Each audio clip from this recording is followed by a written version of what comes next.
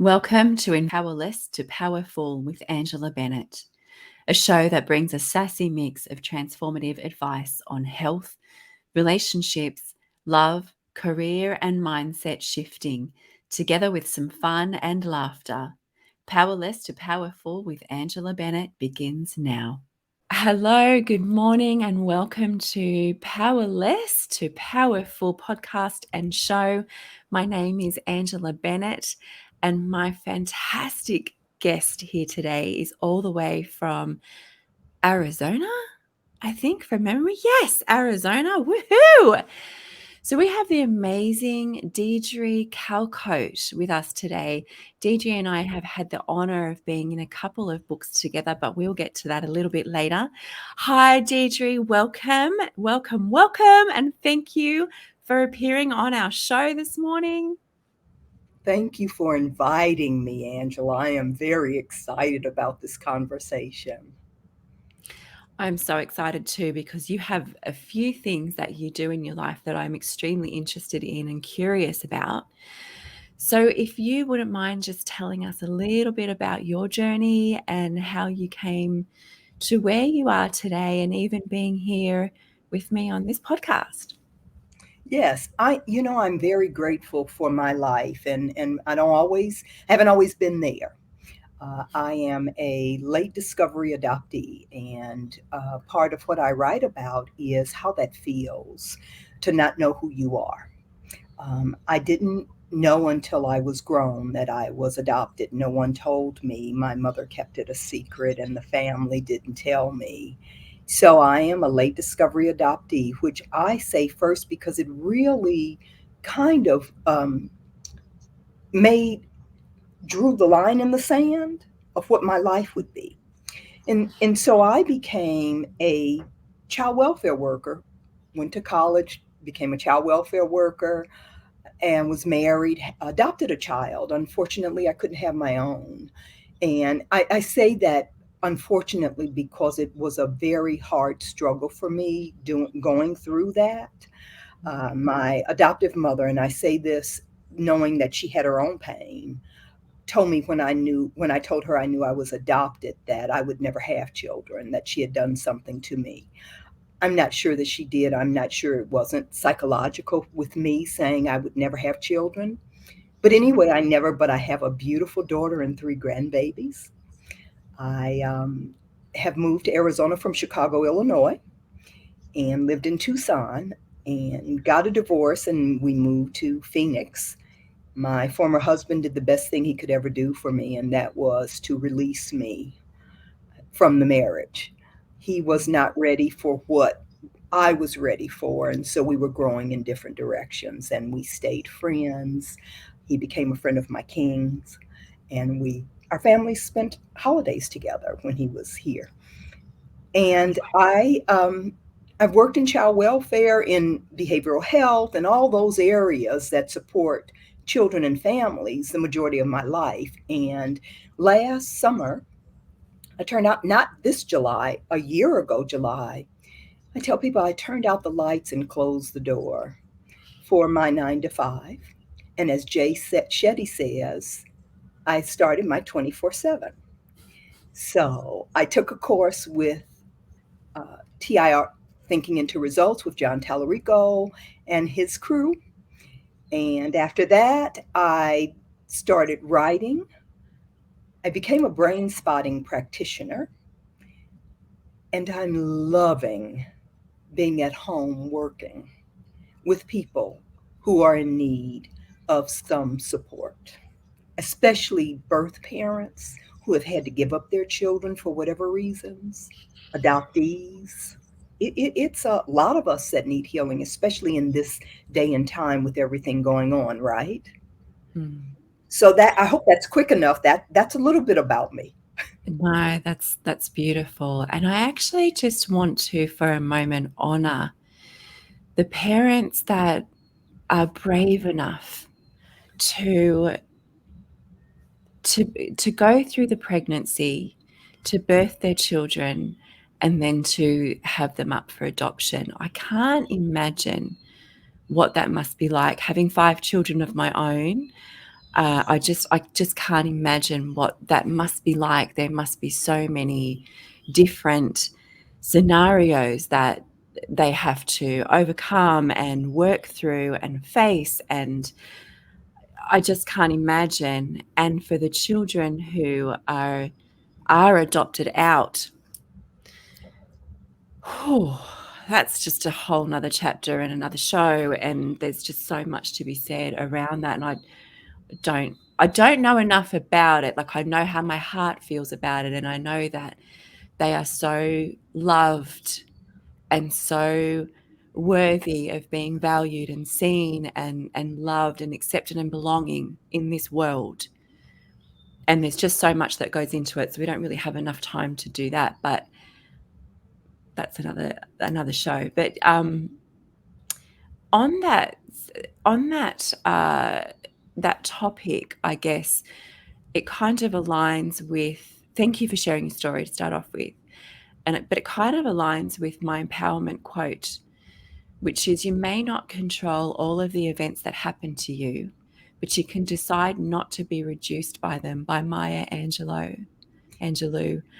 And I can't believe that I actually found that quote to be so in sync with this podcast. Um, I'm curious as to what you have to say about that.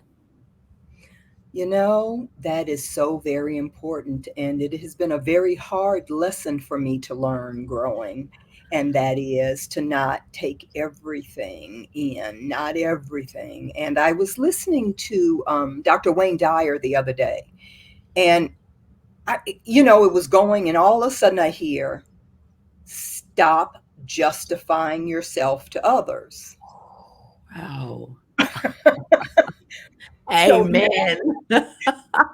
it's like, okay, got it. And so every time I'm writing I apologize, I can't do that. Then I'm explaining why, and I'm like, Dr. D said no, don't do that. So it has empowered me in a way. And so I love that quote, because we do have to take some responsibility. And again, this dovetails into the work that I do, because that's what brain spotting is about. We a lot of times will go to talk therapy, and we have so many thoughts that talk therapy, someone else telling me who I am and what to do, doesn't work, because I cannot, as a coach, know what you are thinking, right? Because you have so many thoughts in a day, that I need to be what we call the tail of the comet, and you need to be the head. And what that means, the client needs to guide me to where they want to go and what they want to do. And so it is a great quote, and it is absolutely a wonderful one. My favorite of Maya Angelou's is when they tell you who you are, who they are, believe them. Oh, the first time. Yes. The other one is bringing the ancestors with you when you go someplace. Come on, mama, come on, I don't daddy. Come. I don't know this one. What is this one? She was talking about when you go in a room and you're afraid, or when you're doing something, you have your ancestors with you. Call on them, take them with you. You're not alone. Now, I'm not quoting that right, the way she said it, but that's how it feels in my heart. Oh, I So love that. before I brain spot, before I talk to people, before I got on with you, that's what I do. Guide me, ancestors, guide me. Because I'm one of those, what I consider special people. I needed two sets of parents to raise me instead of one. Yes, And babe. that's the honor I give to my birth family as well as my adoptive. And that's important. So the quote, yes, is absolutely beautiful. And it really does fit right into the things that I am a part of. Yeah. Oh, thank you. I love that so much. You were so special that you needed two sets of parents. See, yeah, I love it. So I'm curious, what was that like for you? Because my podcast is about from powerless to powerful. And I guess I want to know, I mean, for me, what I'm recognizing is that my pain has become my power. And through my moments of destruction and despair. So I've come from prostitution, domestic violence, suicidal attempts, and alcohol addiction. And when I hit my rock bottom was when I realized my life had to change. And now I come from a place of, yes, that was my past. It doesn't define me, but it has certainly refined me. And it is my power, it is my story. And that is what gives me access to people who are in similar situations, which allows me to bring hope to them. And so I'm curious how your story and your rock bottom, whatever it is that you call it, your destruction phase or season, how did what did it look like? How did you come out of that? How did you transform? Because you're doing such a great thing. You're empowering and healing people all over the world. And I want a session of brain spotting once when we can, because I want to know more about Absolutely. this. So, yeah, if you could just give me a little insight on that so our listeners can have some gold nuggets that they can impart in their own lives. And yeah. Yes. You know, my life has, I look at it and I talk about the negativity, but there was a great positive story in the way that I was raised. I was loved by many. My birth mother could not. And I do it this way so because I want people to understand. I was the ninth of 10 and the Wow. only one given up for adoption. So, as we talk about pain, as we talk about those things that drop you to the bottom, as we talk about how you bring yourself back up, how you gird yourself up, I learned from a boyfriend who said, I love you, but I can't marry you because I don't know who you are. Oh, So, wow. all of this. And then when my mother says I would never have children, my rock bottom at that was we both were working. He was a police officer. I was a social worker. We were doing okay monetarily and emotionally as well. So I went to the clinic because I was trying to save money and they overdrugged me with steroids trying to get me pregnant. So somebody who had never been over 150 pounds then blew up with no pregnancy. Wow. So the depression hit because as a woman, not knowing who I was, and now somebody's telling me I can't even have my own child, something that's a part of me, let me tell you, that hurt bad. And with that came the energy and time and the universe and God and my ancestors all hovering, I believe, to tell me I'm more than that. I am no longer her. And so I believe my journey, step by step, has brought me to a place of knowing who I am and of healing. It Mhm. hasn't been easy. I my thing is eating. My thing is not knowing who I am. My thing is low self-esteem. All of the things I've done, and so there are days when I have to sit and say to myself, you did this, not alone. I'm never alone, right? We have someone with us helping and supporting us, even though we don't see them sometimes. But with teams, I was able to lead processes that changed lives for children and families. And that's when I knew one day I told my story to people who were volunteering to help children in foster care. And I told it from a different place, and that's when I knew I was healed. When I didn't tell the story of how my pain hurt me, Yeah. but how my pain brought me to where I am, how my mother taught me to cook and to do things. And when I told the story that way, I had to go because I would present and then I take the bus home. When I got on that bus, I was riding high. I was like, Mm. you did it, girl. You did it. You're healing. So that, I mean, and that was just a couple of years ago. So it's been a process. It hasn't been just one thing. But I'll tell you, this brain spotting that I'm doing really has brought me to a place of peace, of really knowing, of not explaining all the time, of knowing that I deserve, of knowing that I'm okay just the way I am. Mm. And for anyone listening, I want you to know you too are okay. Move, move, move. Don't let this keep you down. Don't let any of it. Just like you said, Angela, we all get to our rock bottom and we come back. We bounce back sometimes right when we choose to.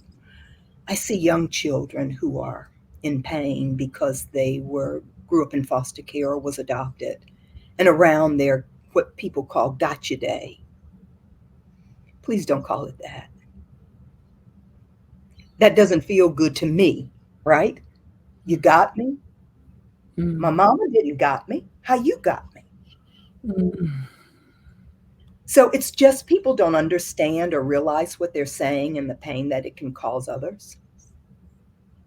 And we have to watch that. We have to watch what we say in our words. And that's very important to me. I try and watch my words. If somebody says I hurt their feelings, it hurts my heart. But I have to check back and see why did that happen? What inside of you? It's not about them, it's about me. Yeah. What got me like this? Yeah, wow, that's so powerful, and this is what I mean. Thank you. This is what I mean by my heart knows what it knows around adoption and what it can imagine it must feel like, but I actually have no idea of the realities of what it must feel like. And so when you explain to us that the gotcha day, thank you. I've never heard of it. I've never heard of that term, but I understand now what you're saying, and it's our words are so powerful. Mm, Um, yeah, and even that the chatter, the critter brain that just plays that video voice loop over and over and over all day long, capturing those thoughts and ensuring that anything that is not building us up and edifying us is destroyed. and yes, and generally the opposite is true. If my mind is telling me I'm not enough, well, I'm enough. If my mind is telling me I'm about to fail, baby, I'm on the verge of stepping into my greatness and making it.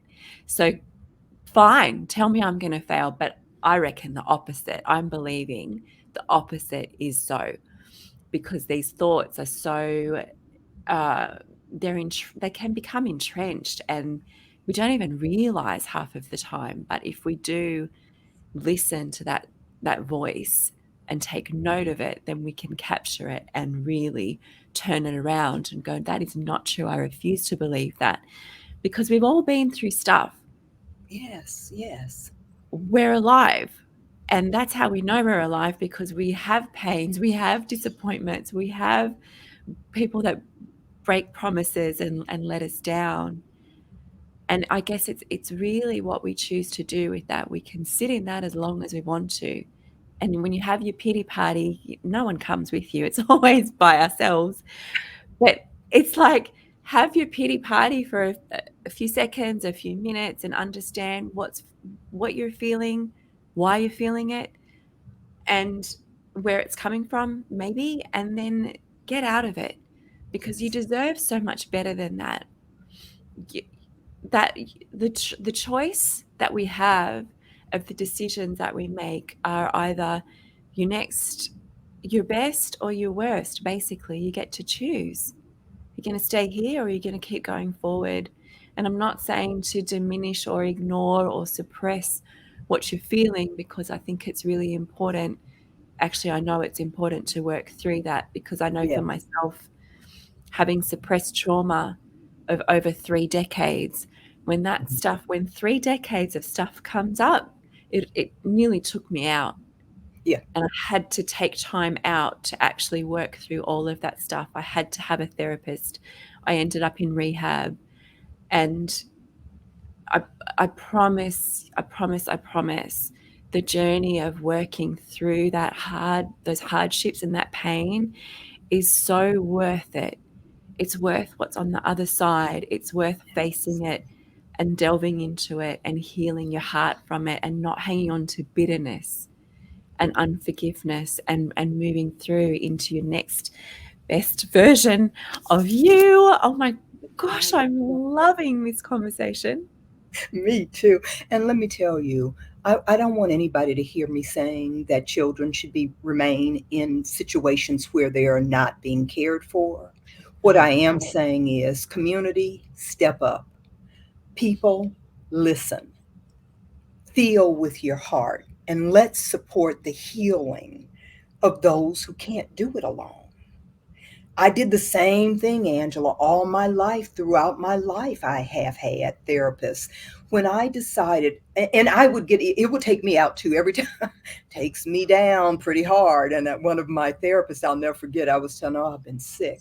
And she says to me, congratulations. And I won't say on your show what I thought, but I looked at her and I'm like, I told you I've been sick in my mind. How could you say congratulations? But I get it now. She was congratulating me because that pain was leaving. It didn't come to stay, it came to heal.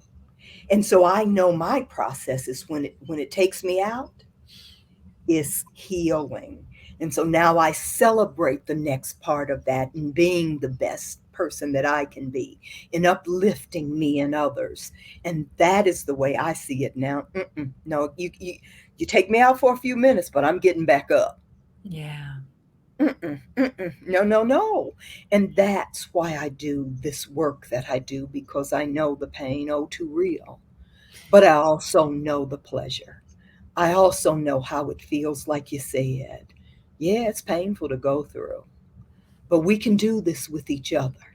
We can support others. We can support our community and our babies.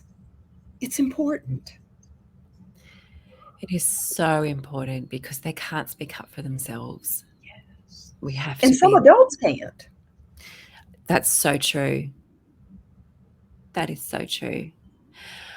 I, what you were just saying reminds me of a scene from the movie The Shack. I don't know if you've seen it. Read the book too. Oh, brings me to tears, brings me undone every time.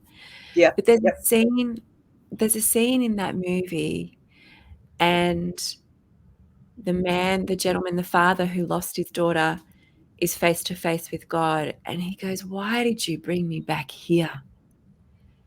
And God turns around and says, "Because this is the place you got stuck." And it's like, whoa, we do get stuck in those moments of our trauma that Yes, broke us. And we do get stuck there and we try and move on through life, but it's as though it's just the fight and the struggle each day to get through each day to move forward. And while, like I said before, whilst it's such a painful, confronting place to be, the other yes. side is so worth it. And we're worth it as Yes, individuals. you didn't come here to play small. Marion Williamson says that. I'm not doing that anymore. I'm too old. First of all, I say that all the time. I'm not too old, but it's time. And can I go into a little bit of brain spotting to Yeah, explain some of the love you things too. we just talked about? Now, our brains aren't purple, but I got a purple brain here. So let me just show it, just to show. When we're talking from here, from the outside of our brain, okay? That's our neocortex, our outside. Where that trauma is, our brains are amazing. And people call me a nerd, but I don't know all the terms, so I don't consider myself a nerd yet, but I'll learn. But where those trauma cells, where those things that are not language are, they're stored here and inside the limbic system, our mammalian and our reptilian brains. That's where we feel, that's where we express emotions, and that's what brain spotting supports the healing of. So I can talk all day, but until I can feel that pain and release it and heal it and let it unwind, because that's what it wants to do. It's like when you pull out your old file cabinet, that one piece of paper way in the back that's crumpled, that's what that's like. And your brain wants to heal. And brain spotting supports that healing. It doesn't always have to be trauma, it can be other things. If I have a minute, Angela, I'd like to tell you of my change, my major change when I started Please. training in brain spotting. We'd love to hear it, Deidre. Thank you. So I asked, we brain spot in the class, you brain spot with someone. And so I wanted to brain spot, why do I keep stuff? And so I did. And what I saw in the brain spotting, I didn't hear, I saw myself as a little girl. See, my thing is I keep stuff that my mother gave me, that my mother-in-law gave me, that my father gave me, because I felt that was my connection to them. And when I went in and started feeling in my body where I was suffering from that and allowed myself to be still and heal, do you know, I realized after a while, wasn't right then, but I realized that the reason I was holding on to those things so tightly that I can't wear, that I can't use, that some things should be thrown away. What I realized was that was love to me. Material things showed me that they still loved me and I could smile. And when I went to, it's not in that piece of paper, it's not in that mirror, it's not in those things, it's in here. And it's Mm. in here. And when brain spotting helped me to do that, I tell you, my king laughs almost every day. What you throwing away today? Because I get rid of things that are no longer serving me. And I might not be throwing them away, I may be giving them away. But it is time for me to get rid of things that no longer serve me, and they may be able to bring joy to someone else. I couldn't get there before. I've tried for years. Brain spotting got me there. I love it.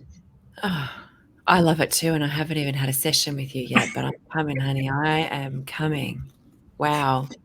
Thank you for sharing that. That's an excellent analogy because we do hold on to stuff physically and emotionally and mentally. And I know that because I do it myself. I'm really good at it, actually. Me too. There are some things people I've been trying to let go for years. I'm like, how? What is this final thing that I'm missing that I just can't release you? Because you know it doesn't serve you anymore. Wow. This is When awesome. it I'm very starts. Yeah, it is time. They're taking up too much space. Let me tell you. And I'm gonna be honest with you. So one quick one, I brain spotted with the person I brain spot with all the time, and I said to him, I wanna work on my weight. And he says to me, is it an addiction? So now I'm ready to fight. This is my friend now. You gonna call me an addict? Yes, there are some addictions. And I felt at that point what others feel when they're called names, Mm, because that's not who you are. that is not who you are. Look, I deal with substance use people who are peers and are now on the other side and supporting others. And when I see that they're starting to have trauma because they're my friends on Facebook, I get on the horn. What you doing? Let's brain spot. What you doing? Let's talk about this, because it's important. It's Mm, important that I heal me so that I can support others. If I'm spewing junk all the time to you, you ain't healing either, right? yeah. So that's why I do this. So he brain spotted me, and we found that it wasn't the an addiction. What it was my father loved sweets and he gave them to me. I, as a child, loved them. My mother was overweight and diabetic. And so she would scream, "What are you doing? Don't give that to her." And of course, she'd use choice words. And then I realized that I didn't have to hear that voice anymore in my head of my mother. She wasn't doing harm, she was trying to support me and not being like her. And my daddy was loving me and giving me every piece of cake or chocolate, whatever he had. Now, I was not an overweight child. And then there was that little girl. So let me tell you, I have gone from, in the past couple of years, it was a small, short process, and I don't care. I have gone from 220 pounds to 175, 180. Wow. Now, I don't stop eating. I get my little dark chocolate out of the freezer. I sit myself down. I think about my daddy, and I tell my mother, Mother, I know you love me, but I'm not talking to you right now. I know that's a silly way to say it, but you This is know, brilliant. girl, we got to do what we got to do. And I say girl, and I forget that's a part of my vernacular in my culture. And some women feel like when I say girl, I mean harm, and I don't. I don't mean to belittle anybody. Right. It's a love language for me. So I just want you to know, girl, we got to do this. Yeah.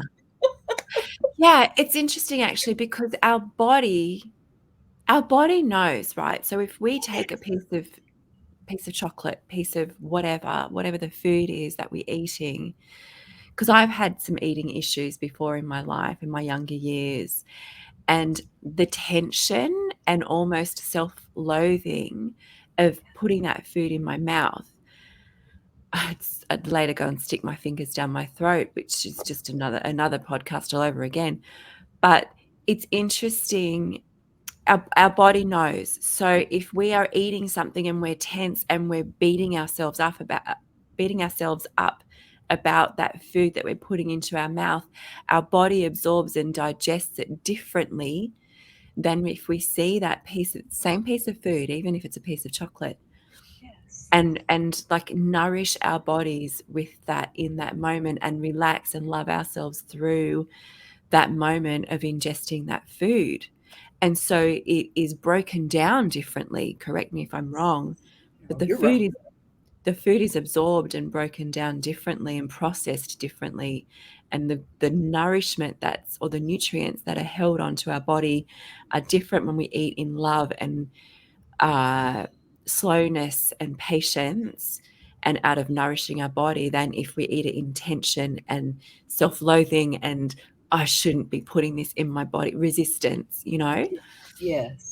That's Angela, that's funny you would say that because see, my mother was type A, and I have been known to be what people call a pocket rocket in the past. Okay, that's not me anymore. I'll just say it. But my father would always say to me, chew your food, baby, chew your food. And he was very slender, and you're absolutely right. He was methodical and thought about it. And the other thing that came to me, I didn't think about that, but you know, when you cook for somebody and you cook with love, ain't no way they gonna tell you the food ain't good, right? They're it gonna takes love so every much. minute of it because they're eating love. Yeah. Isn't that I cool? I saw a post from your husband the other day about your food. I can't remember what it said, but something like prepared by my queen. And I was like, you too. It's just so cute. I love it. I love it. Thank you. Thank you. We have so much fun. He is a life coach as well, and so I get that double. What are you doing? Oh, yeah. Like, don't be my coach today. Ah. That's so good. That is so good. So let's just quickly talk about your books, Deidre. Now, you are a two-time international bestseller and, oh, sorry, three times international bestseller and number one bestseller author.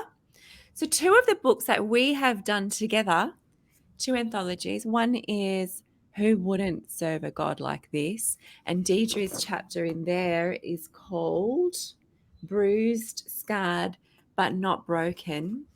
That's on page 97. And then the second book here, oh, which way? That way. Women of Power Ignited to Serve. And that is on page 269, which is If Not You, Then Who? Oh, I love this. So, and your third book, I'm sorry, I'm not sure what it's called. The igniting the world with our voices. Oh, yeah. And that's the first book that I wrote. And I'm the second chapter. And I have to tell you, that one took me down, Angela. That was the first time I told my story Mm. of being adopted. And I'd write late at night. And it really, really brought me to a place of peace getting it done.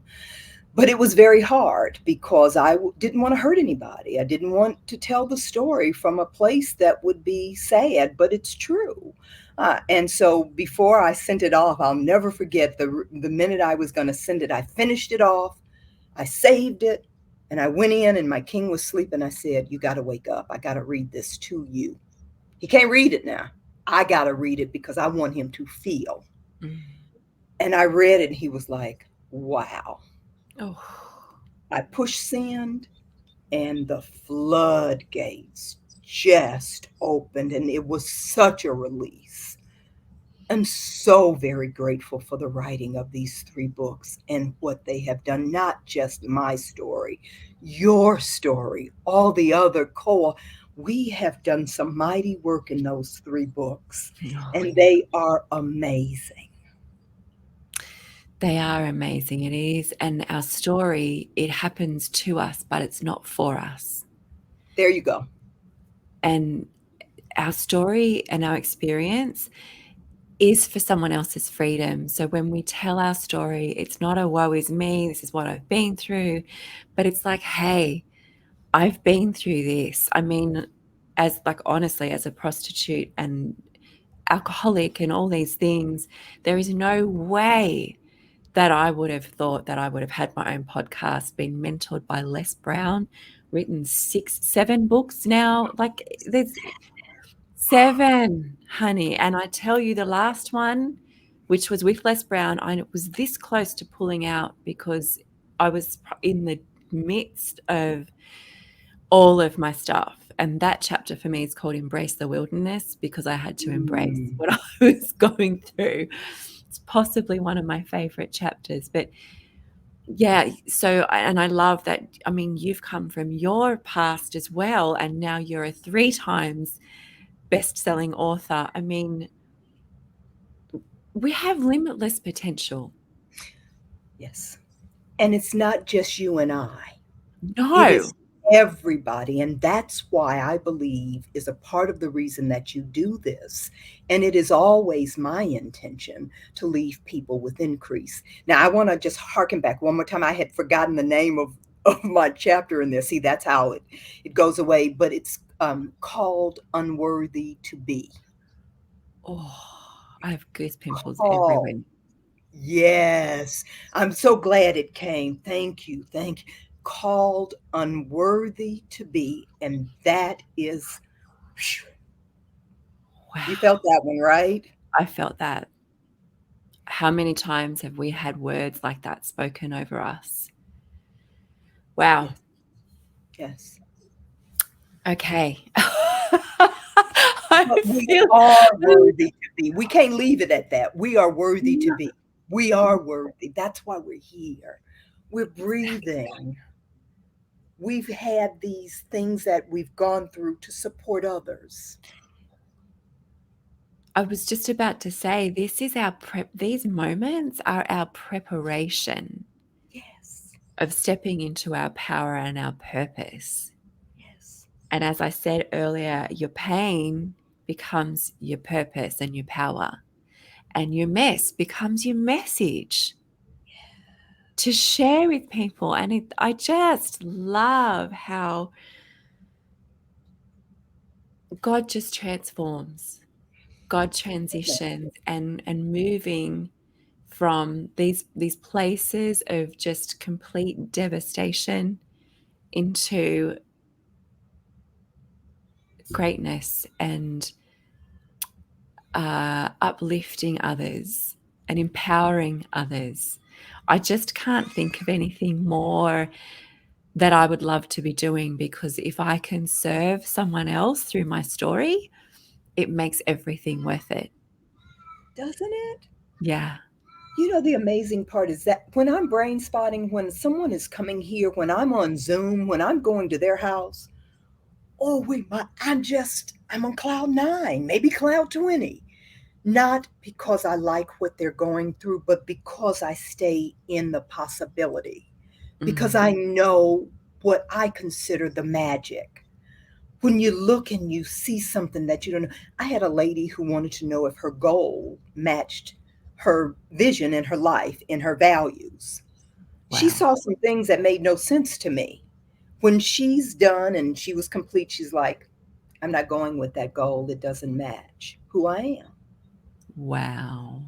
I love This that. is powerful, powerful stuff. And I say to people, you don't have to come to Deidre. There are brain spotters out there. But if you want to, I'm more than willing to support healing. I love this. And like you, girl, I wouldn't give up what I'm doing for the world. I'm so happy. I love that. I'm so happy too. I love this. I love that happiness that comes with it from within. It's not a, how many shoes you have or what Right. car you drive. It comes from within. And when we do serve others, it just fuels that. It fuels that joy and that just fuels us. Yes. It's so beautiful. Yes. Deidre, I apologize. In Australia, the way your name is spelt is we pronounce it Deidre, and I please forgive me for that. Wait, Deidre. wait, stop apologizing, please. And I'm saying this, and I hope you don't cut it out. You don't have to apologize. You know, there was an old saying that we used to say, call me what you want, just don't call me late for dinner.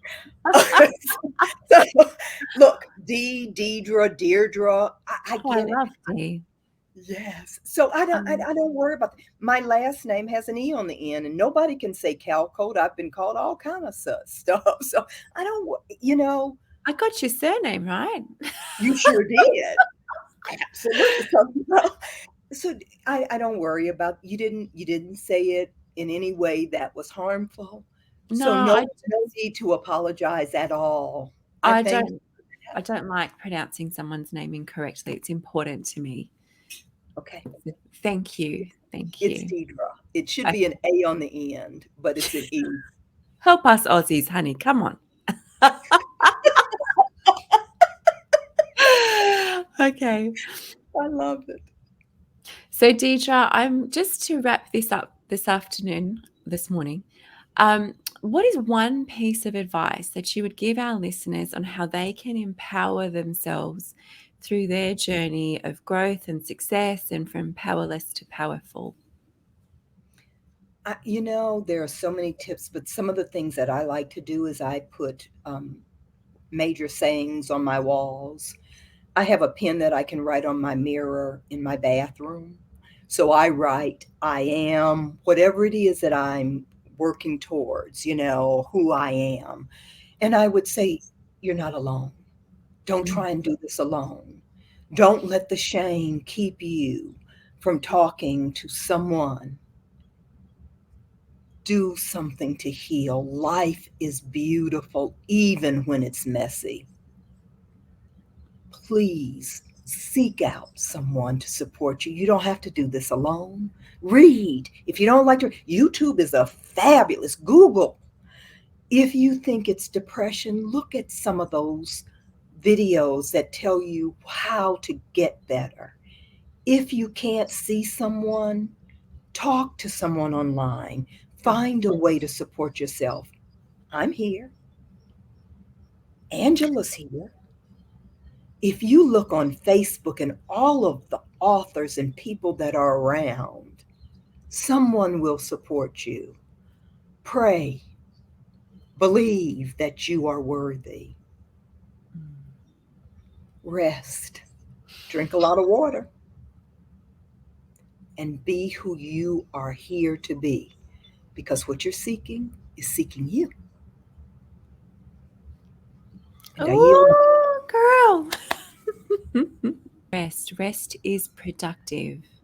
Yes, We are, as humans, we're always doing, we're always busy, but we're actually human beings, and just being and resting when we need to rest. Because if we don't listen to our bodies will make us listen. that's right.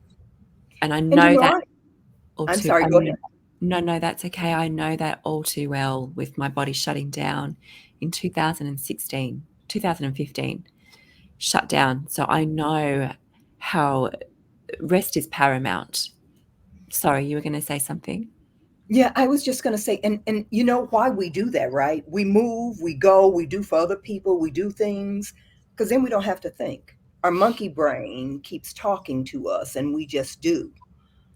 It's not been easy, but there are times when I come in my office and I sit. No music, no books, no phone, no computer, and I just sit and I go within. That's not easy, but you got to do it. That's when I know I'm okay. It's when I've booked up my calendar so full that I barely have time to take in food, nourishment. It's not okay. But that means I'm running from something, right? I don't want to think that. I don't want to feel that. So now I got to do it. Go towards the danger. That's what I tell people. Go towards the danger. Run towards that roar. Do it. Do it. We're with you. I'll stand beside you. I love that. Deidre, how can people get in touch with you? I am on every social media. My company name is Go Within, Not Without. My uh, website is under construction, but you can find me on Facebook. You can email me at gowithinnotwithout@gmail.com. I am on TikTok. I am on Instagram.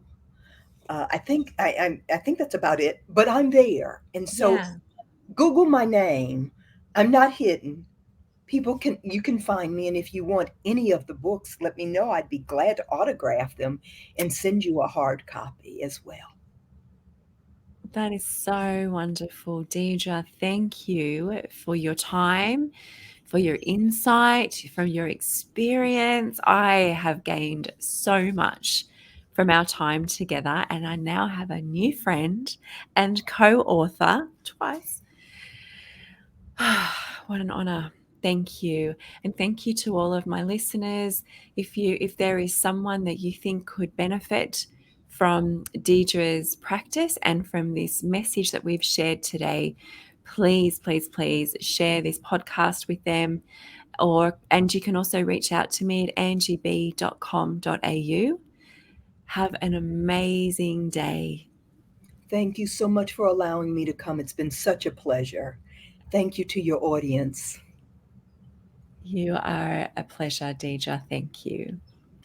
Follow Angela on Facebook and LinkedIn at Angela Bennett, on Instagram at angieb_transformations, or visit angieb.com.au. And remember, your past does not define you, it refines you.